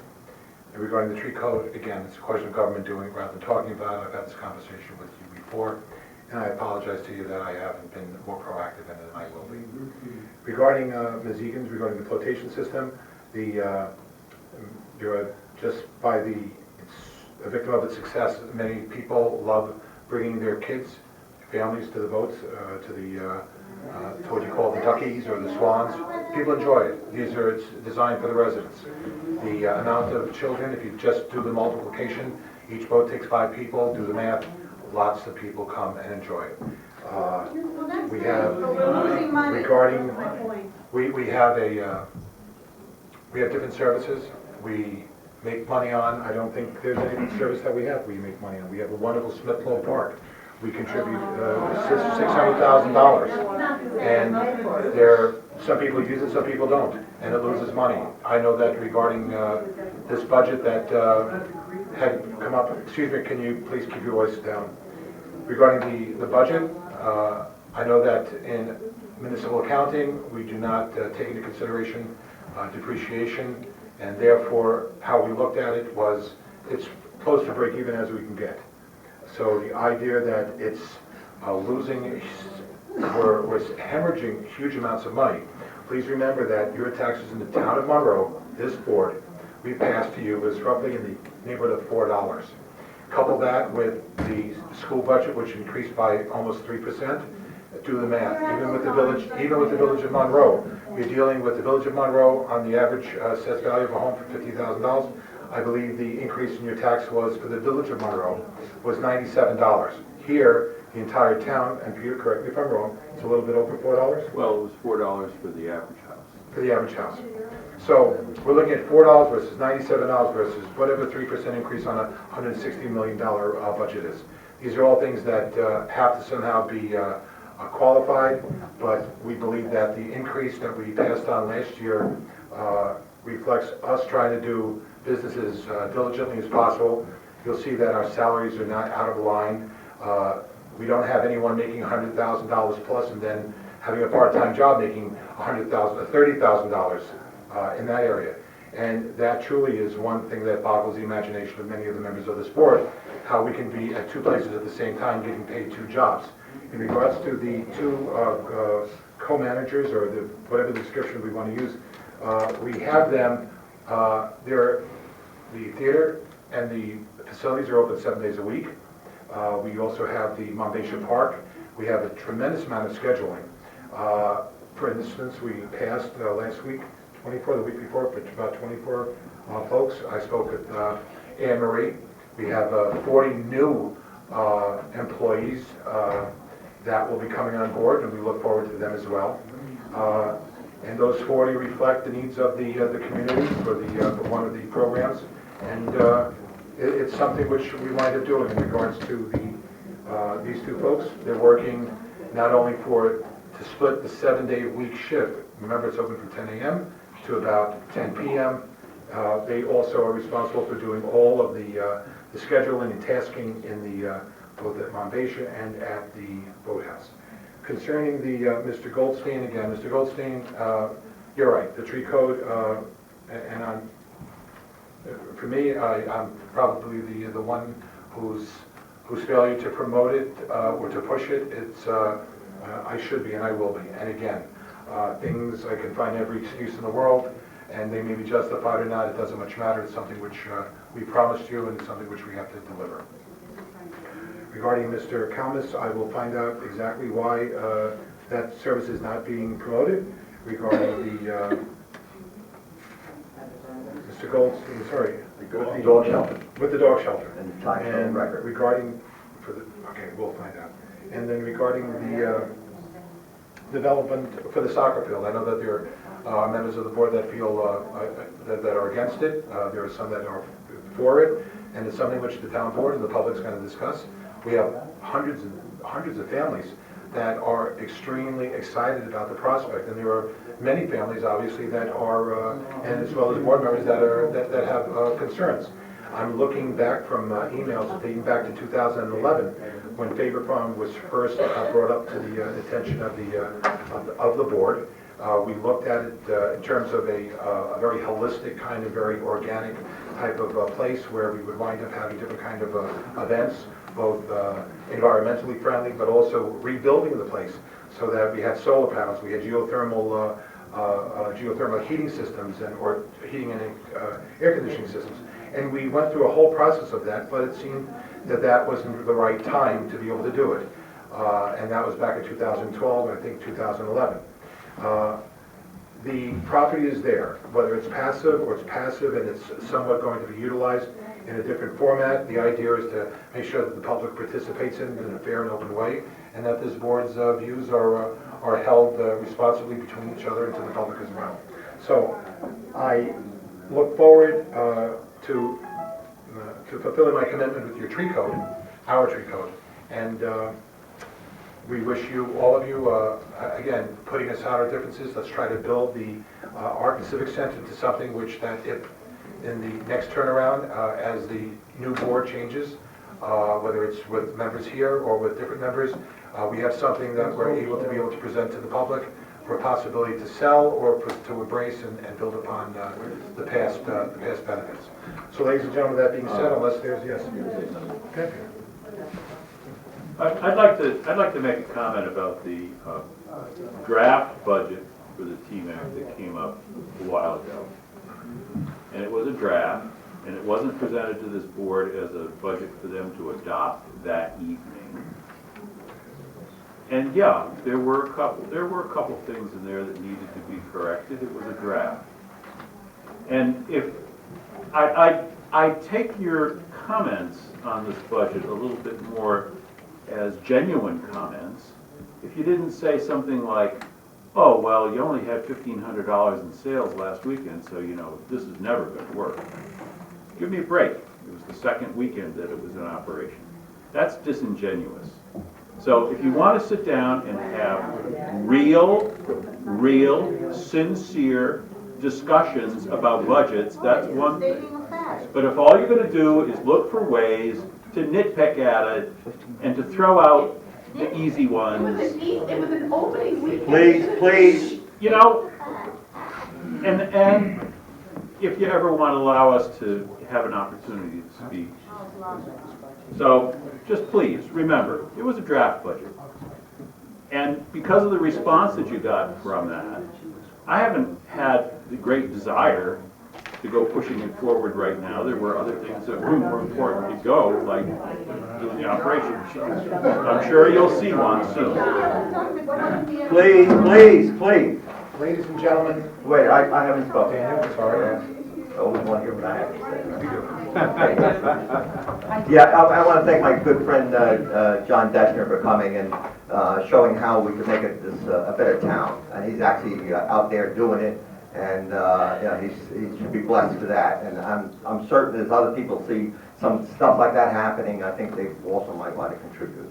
And I appreciate every kind thing people have said about the theater and going to the movies. I was there opening night, saw Tomorrowland. It was wonderful. And I think we've just begun. We've got. What's on the 16th? Oh, Jurassic Park. 12. All right.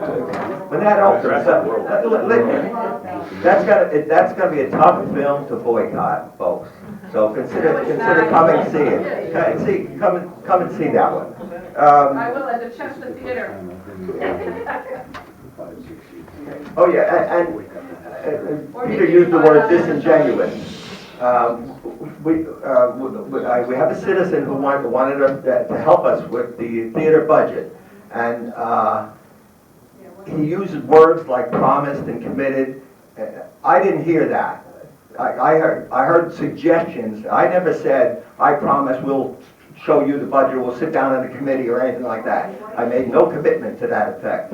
And to be called for not keeping a commitment that wasn't made, I think that's disingenuous. It's also disingenuous to say that you want to help work with the budget when you are the financial person of an organization that is boycotting that theater. That is disingenuous. And as far as we can keep you away from this stuff, that's as far as that'll be fine with me. Because you're not here to help, you're here to sabotage the theater. We're taxpayers. And we'll have, let's have, We own it. one more point. One more point. I've heard the figure, 1.2 million, a buyer has offered it. It sounded familiar. I talked to the last supervisor, and she said sometime, about a month after we bought it, a local developer said he would buy it for 1.2 million. But he wasn't going to run it as a theater, he was going to turn it into office buildings. Then, So, Ladies and gentlemen, Daniel. yeah, wait. So, and at that point, we had just bought the theater. Mr. Cologne suggested that maybe we could sell it for $3 million. And we had a bottom line of somewhere around $3 million. We weren't going to sell it for $1.2 million and have the movies gone forever. We weren't going to do that. So that wasn't an offer. That was just, I called, and after another citizen came here, said there was a buyer that was going to buy it for 1.2 million, off, not once but twice. How is once different than twice? If you got an offer, you got an offer, and it's more emphatic if you got the offer twice. However, let me finish my point, okay? I'm not out of control, folks. It's just us citizens of Monroe chatting away. That's all. But I called this same developer on May the 5th, and he said, oh yeah, he'd buy it in 30 days, $1.2 million. And I asked him about, he's going to show movies? He said, no, offices. So that's where that stands. So we don't have somebody coming up that wants to sit down with us and talk about buying that building. You got 1.2 million for that theater. We're not taking that. But you had a buyer then. So Mr. Doles, you're lying. Excuse me. Yeah. That's not a buyer. That's not a genuine yes. Don't worry, I'm leaving anyway. I'm going to see my daughter. Not listen to this crap. You're being escorted out of the building, and you will not be returning for the next town board meeting. And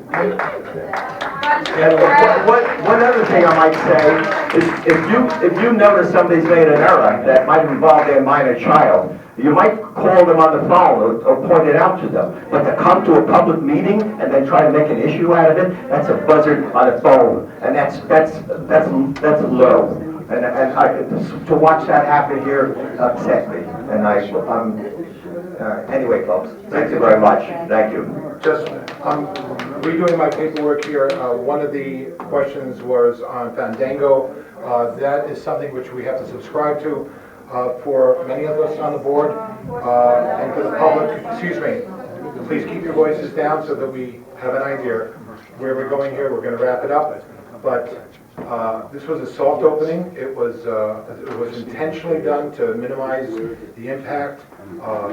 This idea of a boycott is truly, in my mind, frightening that it could have a success, because it would mean that the assets of the town would diminish greatly, and that to me is reckless and irresponsible. That being said, the issue was Fandango. Fandango is one of the services for booking. It is something that we're in the process of doing, as well as making sure we're coordinating, putting together the electronic, the social media, so that we get it out effectively, as well as the other types of media advertising. The online purchasing. And the online purchasing as well. That came up the other day as well.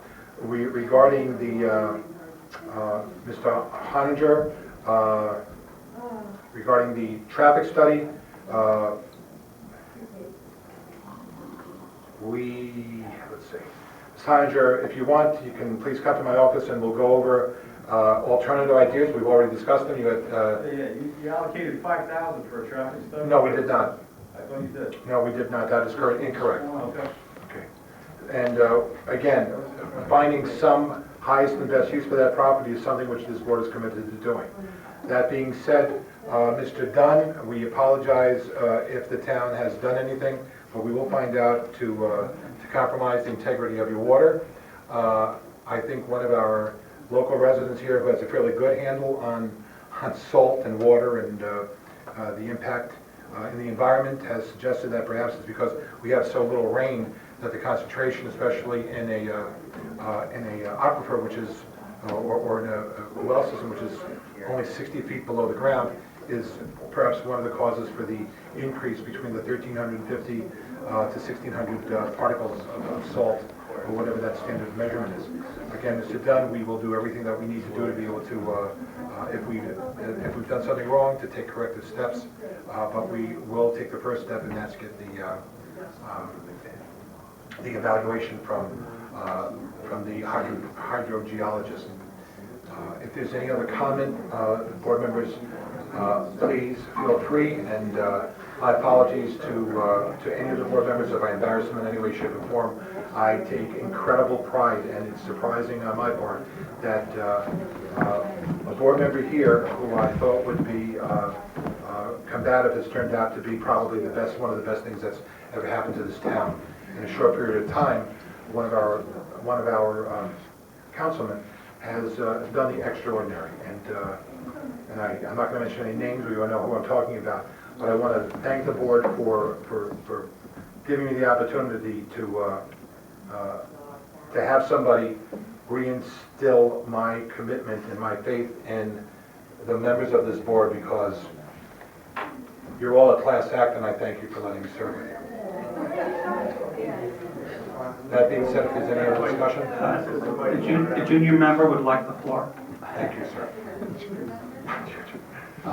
Ed Dunn, thankfully we've moved along. I'm very disappointed to see that on your second test that your salt content did increase. Hopefully Tom Cusack will be able to assist in that matter, so I'm very pleased that we've moved with that. One of the things I am a little concerned about, though, is the culvert that you walked me through and showed me and gave me some of the history on that. That may not be in Tom's wheelhouse. We may need an engineer to actually come and assess the implications of that incorrect pitch. If that is the source of your salt problem, we will have to continue that further. Thanks, Ed. Appreciate it. Lorraine and Diane, I'm going to take your questions together. I'd never seen this invoice before. It's dated back in July, I think it was July 25th, 2014. Never part of that discussion. And I'm not sure that I've never heard any discussion from sitting in the audience that this was a necessity. Was there something wrong with the current platform or the current pier? I think we really need to investigate and see what the issue is. And Diane, to your point, the ducks and the swans are interesting, but they really don't fit. I agree with you on that one. To Lorraine, I think your issue is extremely important, and it is tied into Diane's. We don't need a new pier, I don't think. Someone's going to have to prove that one to me. But we do need more parking. That is an issue. And that's something that we really need to take a look at in conjunction with spending $10,250 on a new pier.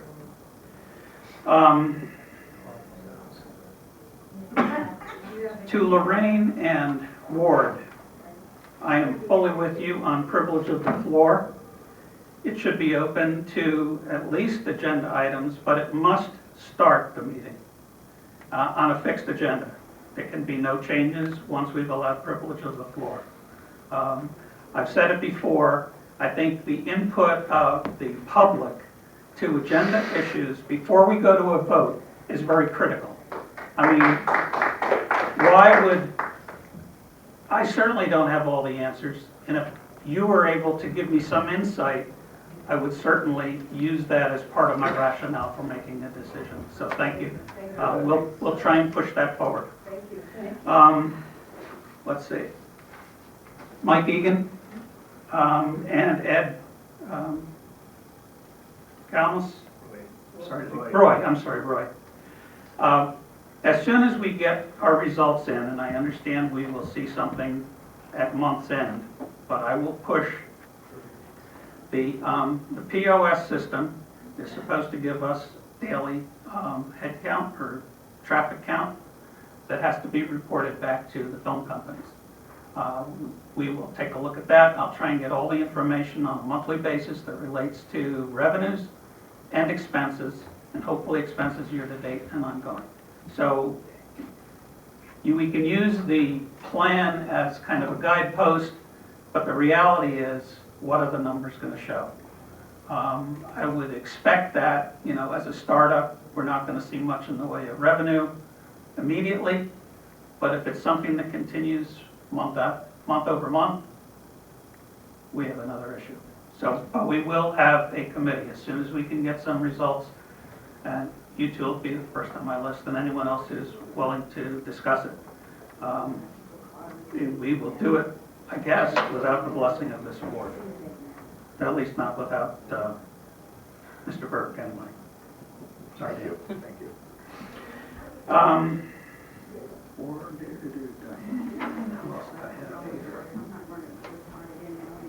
Roy, I think we covered the issue about Times Herald Record. And Mr. Gorstein, very interesting presentation. I thought that was very good. As you know, I did not like the idea of getting an engineer in to look at this because there was a 35-foot drop side to side for those two fields. And the particular road that is situated on does not lend itself to a lot of extra traffic coming in for a soccer game or soccer games. There's no parking.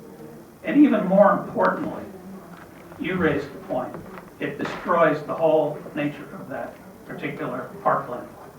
I believe it was last year, I went on a mine tour that Jimmy Nelson led. And that was one of the sites that we visited. And as you walk out onto the mine site, it's the highest level, at least that I was aware of, in that park. You have a perfect view of Lake Monbassia. The site was really stunning.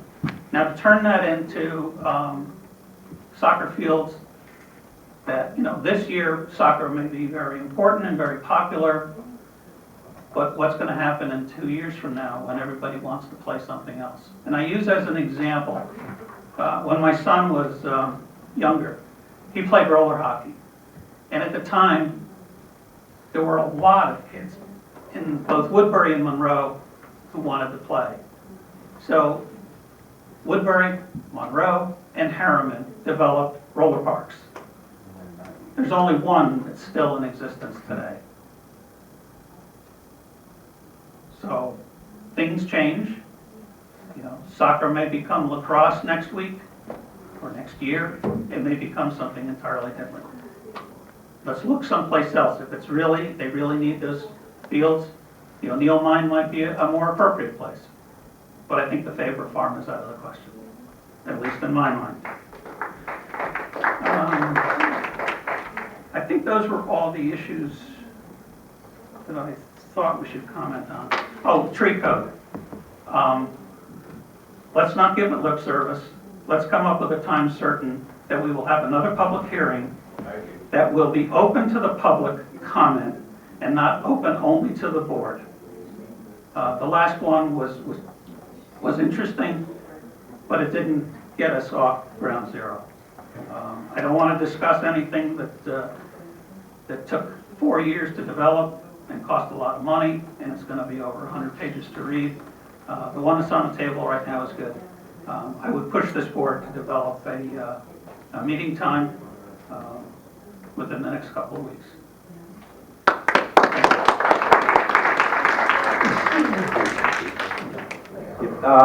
I had some observations on the boathouse operations, which I'll save until our meeting on the 15th. Thank you very much. Ladies and gentlemen, that being said, please remember the June 10th date for the DGEIS, the Draft Generic Environmental Impact Statement Public Hearing over Kirsch Joel. You'll see it, there's more details on our town website, and as well as if you need a ride, Dial of Us will be there to be able to provide a schedule. So For those people who'd like to speak, please remember to sign up. I assume it's going to be kind of a protocol which followed in the previous issues, in the previous instances. If not, and you can't make it for whatever reason, or you'd like to memorialize it differently, please remember that the submissions will be granted up till June 22nd for consideration.